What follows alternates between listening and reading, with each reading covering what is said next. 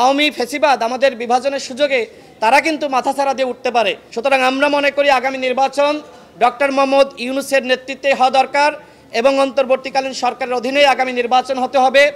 নানান ধরনের চক্রান্ত ষড়যন্ত্র হতে পারে, জুলাই সনদ বাস্তবায়ন না করার জন্য নানান মহল নানান ধরনের চক্রান্ত করতে পারে, যাতে করে না ভোটের সংখ্যা বেশি হয়।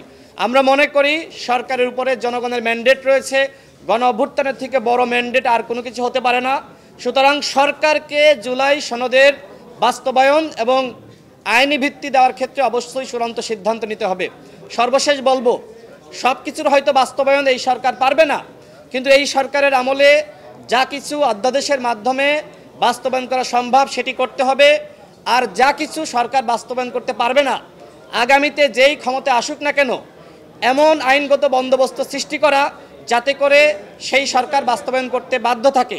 এখন সরকার যদি এই আইনগত ভিত্তিটা জুলাই সনদের দিয়ে যায় এবং জাতির সামনে যদি সবগুলো দল কমিটমেন্ট রাখে, যে ধরনের আয়োজন হয়েছে আমরা দেখেছি জাতীয় সংসদ ভবনে জুলাই ঘোষণাপত্রকে কেন্দ্র করে, ঠিক আইনগত ভিত্তি দেওয়ার পরে যদি জাতীয় সংসদ ভবনে এই ধরনের একটি আয়োজন অনুষ্ঠিত হয় এবং পুরো দেশবাসীর অংশগ্রহণ, ফ্যাসিবাদ বিরোধী সকল শক্তির অংশগ্রহণ থাকে, তাহলে কেউ এটাকে ভায়োলেট করতে পারবে না। আমরা মনে করি অবশ্যই এইটার আইনগত ভিত্তি দিতে হবে। কি বুঝলেন ভাই? অনলি যেটাই চাই। এবং আগামী নির্বাচনটা অবশ্যই জুলাই সনদের ভিত্তিতে হতে হবে। তবে প্রশ্ন থেকে যায়, অনেকে বলছে যে তত্ত্বাবধায়ক সরকার ব্যবস্থা আসলে এই সরকারকে ভেঙে দিয়ে তত্ত্বাবধায়ক সরকার গঠন করার বিষয়ে মতামত বিভিন্ন জায়গা থেকে আসছে।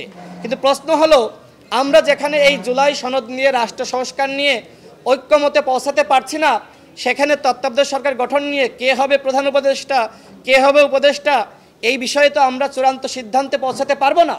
এবং আমাদের এই দ্বিধাদ্বন্দ্বের সুযোগে আওয়ামী ফেসিবাদ আমাদের বিভাজনের সুযোগে তারা কিন্তু মাথাছাড়া দিয়ে উঠতে পারে। সুতরাং আমরা মনে করি আগামী নির্বাচন ডক্টর মোহাম্মদ ইউনূসের নেতৃত্বে হওয়া দরকার এবং অন্তর্বর্তীকালীন সরকারের অধীনেই আগামী নির্বাচন হতে হবে।